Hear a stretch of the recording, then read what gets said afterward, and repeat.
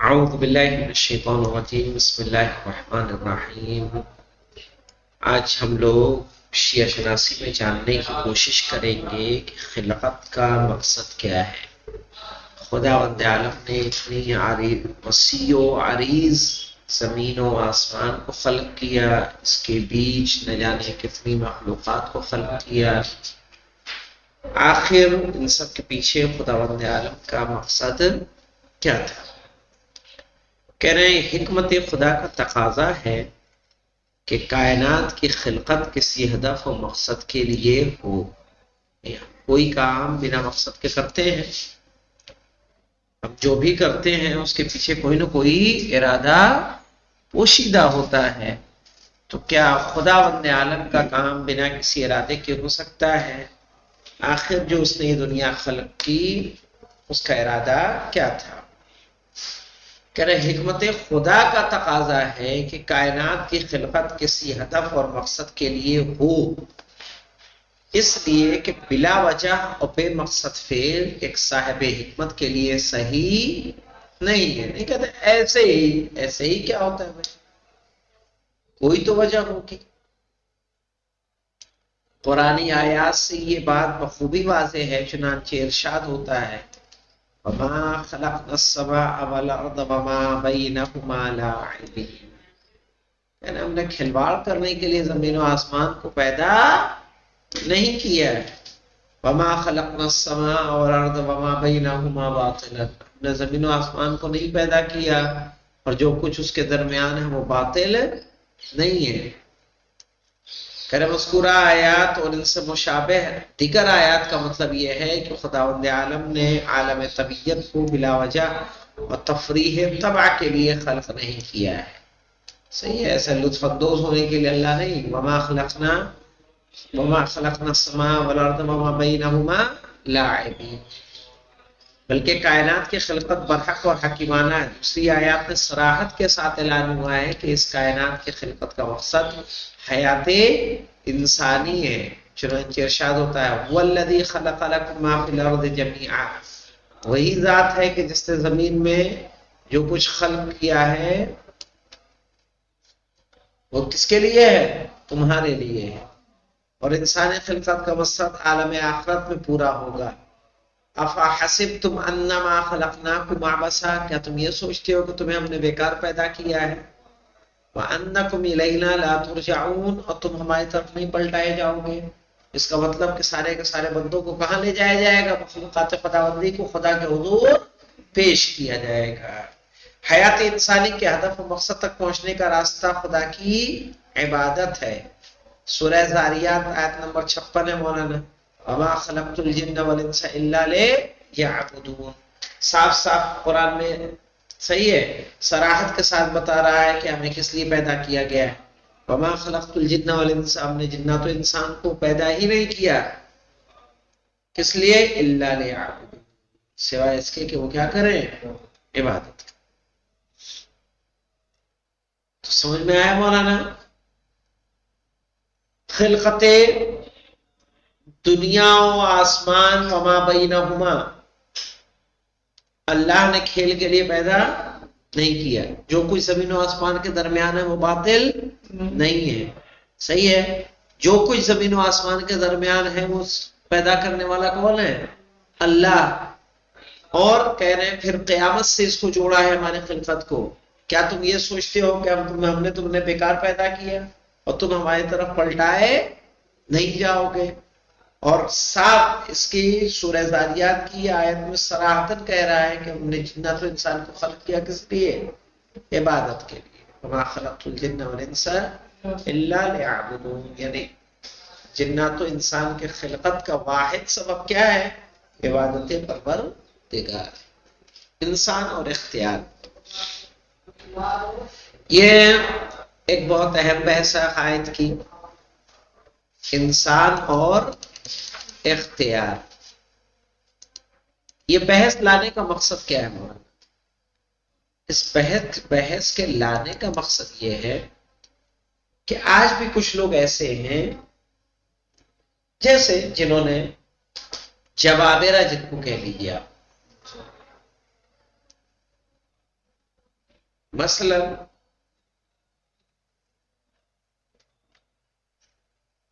کہ خداوند عالم نے انسان کو پیدا کیا، لیکن پیدا کرنے کے بعد اختیارات اپنے پاس رکھے، اسی لیے انسان جو عمل انجام دیتا ہے وہ عمل انسان کا نہیں ہوتا ہے بلکہ خداوند عالم کا ہوتا ہے۔ کیوں؟ کیونکہ جب یہ بات کہی جا رہی ہے کہ لا رطب ولا یابس الا فی کتاب مبین، کہ ہر شے کیا ہے؟ کتاب خدا میں، اللہ کے ارادے کے سوا کوئی چیز حرکت بھی نہیں کرتی۔ تو جب کوئی حرکت نہیں کرتی تو انسان کیا اپنے اعمال کو اپنے اختیار سے انجام دے سکتا ہے؟ ہر شے ارادے پروردگار کی محتاج ہے۔ تو کیا اللہ نے انسان کو پیدا کیا تو انسان جو کام انجام دے رہا ہے کیا وہ اللہ کے ارادے سے خارج ہوگا؟ یعنی جو ہم کر رہے ہیں وہ ہم نہیں کر رہے ہیں بلکہ کون کر رہا ہے؟ اللہ کر رہا ہے۔ تو عقیدہ جبر رکھنے والے اور ایک ہے عقیدہ تفویض رکھنے والے، ان کا کیا ماننا ہے کہ اللہ نے انسان کو پیدا کیا۔ جبر والا سمجھا ہے نا کہ جو انسان کرتا ہے وہ انسان نہیں کر رہا بلکہ خداوند عالم اس کام کو انجام دے رہا ہے، انسان مجبور ہے۔ اور اس کی ایجاد کرنے والے کون ہیں؟ بنی امیہ کے افراد ہیں، تاکہ اپنے عیبوں پر پردہ ڈالنے کے لیے لوگوں کے ذہن میں بنا بیٹھا دیں کہ یہ ہم نہیں کر رہے ہیں بلکہ خدا کا ارادہ یہی ہے۔ اور اس کی عکاسی میں دیکھنے کو کربلا کے میدان میں ملتی ہے، اسیروں کے ساتھ ملتی ہے۔ جناب زینب سے یہ خطاب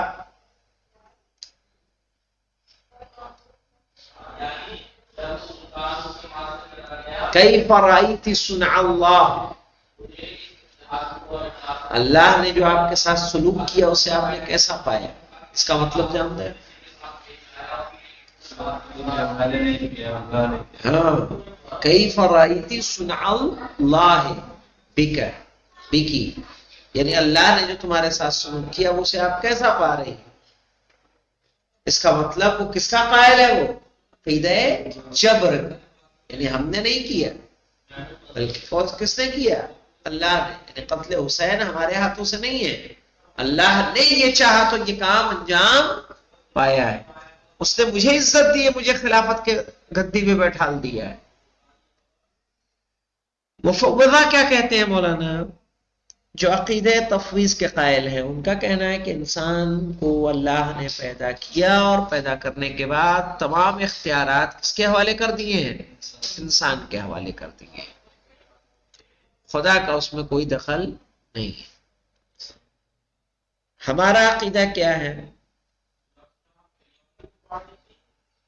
لا جبر ولا تفویض ان الامر بین الامرین، لا جبر، نہیں انسان مجبور ہے، نہیں ایسا ہے کہ انسان نے تمام کام انسان کے حوالے کر دیے، ان الامر بین الامرین، بلکہ معاملہ ان دونوں کے درمیان ہے۔ مولا کائنات نے اسے سمجھایا، جب ایک شخص نے آپ سے سوال کیا تو کہا کہ ایک پیر اٹھاؤ، اس نے ایک اٹھایا، کہا دوسرا اٹھاؤ، کہا یہ ممکن نہیں ہے، میں گر جاؤں گا۔ کہا اسی طرح سے انسان کچھ کاموں میں کیا ہے؟ مختار ہے، اور کچھ کاموں میں مجبور ہے۔ صحیح ہے، کچھ میں ہمیں اختیار دیا گیا ہے جس سے ہم اپنی ضروریات زندگی کو پورا کر سکیں۔ آئیے دیکھتے ہیں انسان اور اختیار۔ کہ عدل و حکمت الہی کا تقاضا ہے کہ انسان اپنے افعال میں کیا ہو؟ مختار ہو۔ اگر ہم مجبور ہوں گے، اس کا آپ کو یاد ہے کہ نہیں یاد ہے؟ جو ابو حنیفہ پانچویں امام کے پاس آئے، اور پانچویں امام کے پاس آنے کے بعد جب انہیں پوچھنا تھا کس سے؟ پانچویں امام سے، لیکن وہاں چھٹے امام جن کا بچپنا ہے ابھی وہاں پہنچ گئے، اور انہوں نے جواب دیے کہ انسان اپنے فاعل کا اپنے اختیار میں ہے یا نہیں ہے، خالق خود اپنے افعال کا یا خدا ہے؟ تو امام نے پڑھا ہے کہ نہیں پڑھا اس کو؟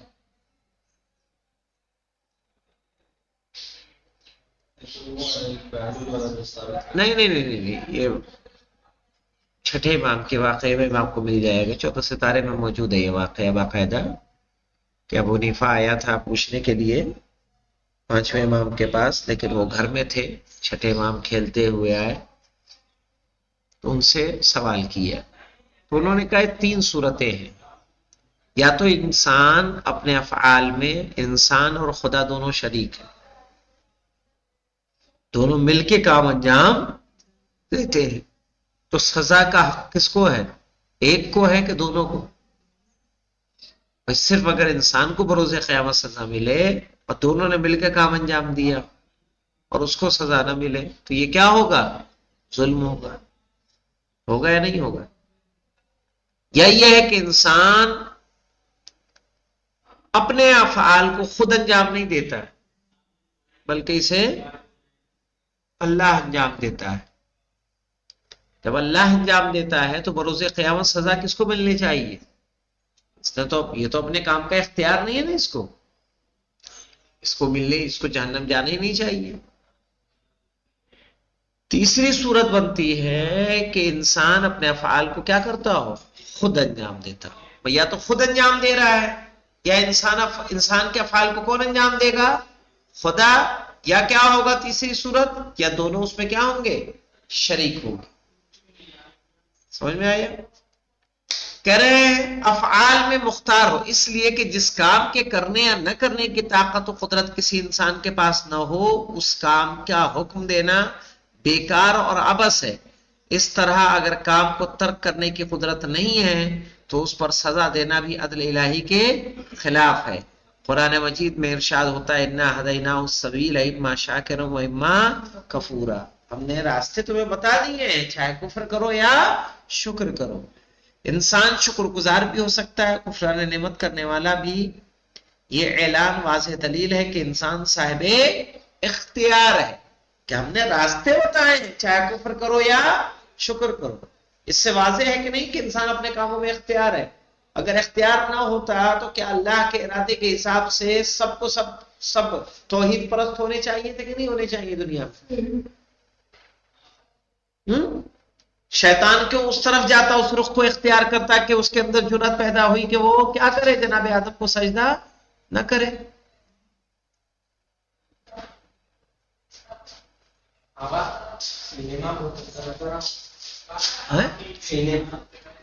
کیا ہو گیا بیٹا؟ تو انسان صاحب اختیار ہے نہ کہ مجبور، جیسا کہ قضاء و قدر الہی کو جبر کا مستلزم تسلیم کرنے والا سمجھتا تھا، کہ طاہر لوح محفوظ پہ سب کی تقدیر لکھی ہوئی۔ یہ آپ نے تفسیر میں بھی پڑھا ہوگا کہ مثلا شب قدر سب کی تقدیر کیا ہوتی ہے؟ لکھ دی جاتی۔ تو کیا آپ نے جو ہے اس میں انسان مجبور نہیں ہوا کہ یہ کام کرے؟ لکھ گیا ہے کہ راغب کل کو یہ کام کریں گے، اب اگر وہ کام کر رہے ہیں تو انسان کیا یہ کیا ہے؟ مجبور ہے یا نہیں ہے؟ تو اس کو کس سے ہم تعبیر کرتے ہیں، مثال کیا دیتے ہیں کہ یہ علم خدا بندی ہے، بالکل اسی طرح سے جیسے ایک طالب علم جب پڑھتا ہے، تعلیم حاصل کرتا ہے تو استاد کے علم میں ہوتا ہے کہ یہ آگے کیا کرے گا، پاس ہوگا یا پاس نہیں ہوگا۔ تو آیا کیا استاد کا علم اس کے کامیاب یا ناکام ہونے میں دخل انداز ہوتا ہے، یا اس کا اپنے افعال دخل انداز ہوتے ہیں؟ یہ بھی تو ہو سکتا ہے پڑھے ہی نہ نقل مار کے پاس ہو جائے، یہ بھی تو ہو سکتا ہے نا، تو استاد تھوڑی نہ جان رہا ہے کہ وہ پیپر میں کیا کرنا ہے۔ وہ ایک الگ بات ہے، بھلے پاس ہو جائے، لیکن ابھی جو اس کے علم میں اس کے کردار کو دیکھ کے ہے جو نتیجہ، تو کیا یہ اس کا نتیجہ اس کے کامیاب و ناکام ہونے میں دخل انداز ہے؟ ایسے ہی وہ بھی ہو سکتا ہے، ایسے ہی ارادہ پروردگار ہو، علم پروردگار ہے، قضاء و قدر ہے۔ نہیں سمجھے؟ ایک شخص کے جواب میں مولا کائنات فرماتے ہیں لو کان کذالک لبطل الثواب والعقاب والامر والنہی ويسقط معنى الوعد والوعید. مولانا سب بیکار ہے یہ.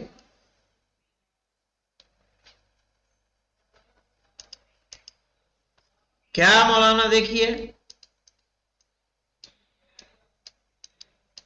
یعنی اگر ایسا ہوتا تو ثواب اور عذاب بے مقصد ہو جاتا. کیسا ہوتا مولانا؟ کہ انسان کیا ہوتا؟ مجبور ہوتا. مجبور ہوتا تو ثواب و عذاب کس کو دیا جاتا؟ اسی طرح امر نہیں کہ کوئی معنی نہ ہوتے. بھئی امر بالمعروف اور نہی منکر کا معنی کیا ہے؟ جب انسان مجبور ہے تو پھر کہے گا امر بالمعروف اور کہے گا نہی عن المنکر کس کی رضا کے لیے؟ جب وہ انسان اپنے افعال کا خود کیا ہے؟ مختار نہیں ہے. اور وعدہ و وعید اپنا مفہوم کھو دیتے، پھر جنت و جہنم کس کو ڈالا جاتا جنت میں اور کس کو ڈالتے جہنم میں. ایک شخص نے امام جعفر صادق علیہ السلام سے دریافت کیا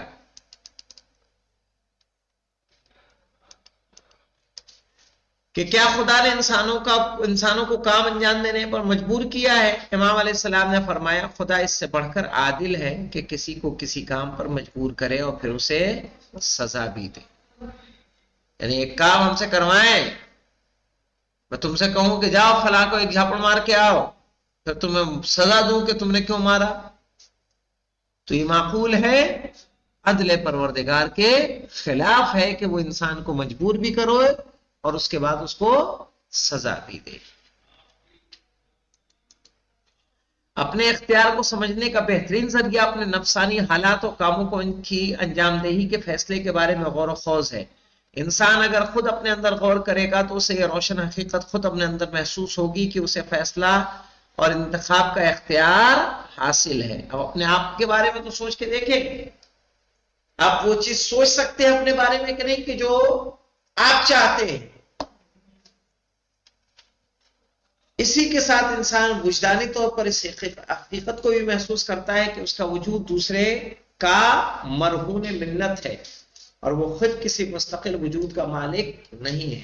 ان دو باتوں افعال کے انجام دہی میں مختار ہونا اور دوسرے کے سہارے وجود کا ماحصل وہی ہے جسے روایت اہل بیت میں الامر بین الامرین سے تعبیر کیا گیا ہے کہ لا جبر ولا تفویض بل الامر بین الامرین. امرین سے مراد جبر اور تفویض ہے، یعنی افعال کے سلسلے میں جبر کا عقیدہ بھی غلط ہے اور تفویض کا بھی. صحیح نظریہ اور عقیدہ الامر بین الامرین ہے. لا جبر ولا تفویض بل امر بین الامرین، یعنی نہ جبر کا عقیدہ صحیح ہے اور نہ تفویض کا، بلکہ صحیح عقیدہ ان دونوں کے درمیان کی منزل ہے. قضاء و قدر الہی کا عقیدہ اسلام کے مسلم عقائد میں سے ہے، کیونکہ بہت سی آیات اور روایت میں اس کی صراحت موجود ہے. قرآن مجید میں ارشاد ہوتا ہے اِنَّا كُلَّ شَيْءٍ خَلَقْنَاهُ بِقَدَرٍ، کہ ہم نے ہر چیز کو اس کی مقدار کے مطابق پیدا کیا ہے. کبھی ایسا محسوس ہوتا ہے کہ قضاء و قدر کے عقیدے کے ساتھ انسان کو مختار تسلیم نہیں کیا جا سکتا، لیکن غور کرنے سے معلوم ہوتا ہے کہ قضاء و قدر کا عقیدہ نہ صرف یہ کہ انسان کے مجبور ہونے کا مستلزم نہیں ہے، بلکہ انسان کا مختار ہونا خود بھی قضاء و قدر کا مظہر ہے. یعنی یہ بھی مظہر ہے کہ انسان کو اپنے کاموں کا اختیار ہے. اس لیے کہ قدر الہی کا مطلب کے علاوہ اور نہیں ہے کہ ہر چیز اپنی مخصوص خصوصیات کے ساتھ خلق ہو، اور انسانی خصوصیت یہ ہے کہ وہ اپنے افعال کے فیصلے میں آزاد ہے اور اسے فعل کے انجام دینے یا ترک کرنے کا اختیار حاصل ہے. قرآن کریم میں ارشاد ہوتا ہے والذی قدر فہدی، لیکن ہدایت تقدیر الہی کا لازمہ ہے اور انسان کو تکوینی ہدایت کے علاوہ تشریعی ہدایت بھی حاصل ہے. یعنی شریعت کے سہارے ہدایت اختیار، شریعت کے سہارے ہدایت اختیار کے سہارے ہی ہو سکتی. اِنَّا هَدَيْنَاهُ السَّبِيلَ إِمَّا شَاكِرًا وَإِمَّا كَفُورًا. اس کو ختم کر لیتے ہیں اس بات کو. قضاء الہی کا مطلب ہے کہ نظام خلقت پر حتمی قوانین اور ناقابل تغیر سنت الہی کا حکم فرما ہے. چنانچہ حیات انسانی کے لیے بھی ناقابل تبدیل حتمی نظام یہ ہے کہ انسان اپنے افعال و ارادے کے ساتھ انجام دے. طے شدہ ہے کہ اگر انسان کسی کام کو انجام دینے کا قطعی ارادہ کرے اور کوئی مانع بھی نہ پایا جائے تو وہ کام حتمی طور پر وقوع پذیر ہوگا، اور قطعی و حتمی طور پر یہ وقوع انسان کے ارادے و اختیار کے باعث ہی ہوا ہے، اور اس میں ارادہ اختیار سے کوئی ٹکراؤ نہیں ہے. گزشتہ باتوں سے واضح ہو جاتا ہے کہ خدا کا ازلی علم و ارادہ، اس کی قدرت و خالقیت کی عمومیت وغیرہ کسی بھی اعتبار سے انسان کے اختیار کے منافی نہیں ہے، اس لیے یہ چیزیں حقیقت کو متغیر نہیں کرتی. خدا کا ازلی علم و ارادہ اس چیز سے متعلق ہے کہ انسان اختیار اور ارادے سے فعل انجام دے گا. دوسری جانب خدا کی خالقیت و قدرت بھی عادلانہ حکیمانہ ہے کہ عدل و حکمت پر مبنی قدرت و خالقیت ہرگز انسانی اختیار کے نظام کو تبدیل نہیں کرتی ہے. صحیح ہے. نمرود آج اس مقام و منزل پر ہے تو آیا کیا خدا وند عالم نے اسے مجبور کیا تھا یا وہ اپنے ارادے کا مالک تھا؟ اپنے ارادے کا مالک تھا.